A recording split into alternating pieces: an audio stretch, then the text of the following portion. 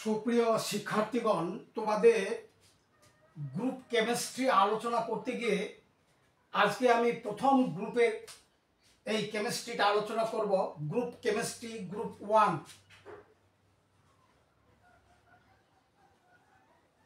Group 1 এই গ্রুপে যে সমস্ত মৌলগুলো আছে সেগুলো আমরা পর্যায়ের সাথে এভাবে অন্তর্ভুক্তি করা হয়েছে। 1 নম্বর পর্যায়ে পারমাণবিক সংখ্যা 1, 2 নম্বর পর্যায়ে পারমাণবিক সংখ্যা 3, 3 নম্বরে আছে পারমাণবিক সংখ্যা 11, অর্থাৎ 3-এর সঙ্গে 8 যোগ করলে 11। অনুরূপভাবে 4 নম্বরে হচ্ছে 19, তার মানে 11-র সঙ্গে 8 যোগ করলে হয় 19। অনুরূপভাবে 5 নম্বরে হচ্ছে 37, অর্থাৎ 19-এর সঙ্গে 18 যোগ করলে হয় 37।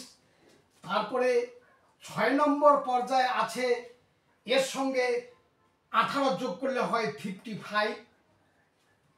আর 7 নম্বরে আছে 87, তার মানে 55-এর সঙ্গে 32 যোগ করলে হয় 87। এখন এই মৌলগুলো, প্রথম মৌলটা হচ্ছে এখানে হাইড্রোজেন, তারপরে লিথিয়াম, তারপরে সোডিয়াম, পটাশিয়াম, রুবেডিয়াম, সিজিয়াম এবং ফ্রান্সিনিয়াম। এই মৌলগুলোর মধ্যে এই হাইড্রোজেন ব্যতিক্রমধর্মী।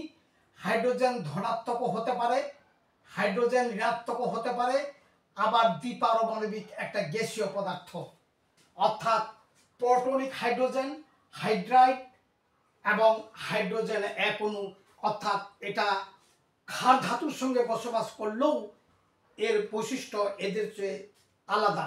এরা হলো ক্ষার ধাতু, অর্থাৎ এই লিথিয়াম থেকে ফ্রান্সিনিয়াম পর্যন্ত ক্ষার ধাতু। তবে ফ্রান্সিনিয়াম সবচেয়ে সক্রিয় তেজস্ক্রিয় পদার্থ। আর এদের ইলেকট্রনিক গঠন হচ্ছে সাধারণ NS1, অর্থাৎ এটা হচ্ছে 1s1, এটা 2, বাইরের গঠন 2s1, এটা 3s1, এটা 4 নম্বর পর্যায়ে 4s1 এবং 5s1, 6s1 এবং 7s1, অর্থাৎ তাদের বহিস্থ কক্ষপথে একটি করে ইলেকট্রন। এরা শক্তিশালী বিজারক পদার্থ, অর্থাৎ লিথিয়াম হয় লিথিয়াম পজিটিভ, সোডিয়াম একটা ইলেকট্রন ত্যাগ করে sodium positive, potassium positive, rubidium positive, caesium positive, francium positive. তবে এর স্থায়িত্ব মাত্র 22 মিনিট। এটা সবচেয়ে সক্রিয় রেডিও অ্যাক্টিভ এলিমেন্ট। এ হলো 1 নম্বর পর্যায়ে 1 নম্বর গ্রুপের মৌলসমূহ। এদের বৈশিষ্ট্য হচ্ছে এরা ক্ষার ধাতু, ব্যতিক্রম হাইড্রোজেন, এদের বহিস্থ কক্ষপথে একটি করে ইলেকট্রন, এবং এর মধ্যে সর্বশেষ ফ্রান্সিনিয়াম সবচেয়ে সক্রিয় ধাতু পর্যায় সারণীর 128টা মৌলের মধ্যে। এটা হলো রেডিও অ্যাক্টিভ একটা এলিমেন্ট এবং এদের সাধারণ গঠন NS1। N এর মান যখন 1 থেকে 7, এর মৌল সংখ্যা 7টি। এইগুলাকে বলা হয় 1 নম্বর গ্রুপের মৌল, এবং এগুলা S ব্লকের দিক দিয়ে এগুলো হলো S ব্লক মৌলের ক্ষার ধাতু। এরা শক্তিশালী, পানির সঙ্গে বিক্রিয়া করে এরা ক্ষার উৎপন্ন করতে পারে। এই হলো প্রথম গ্রুপের মৌলগুলো।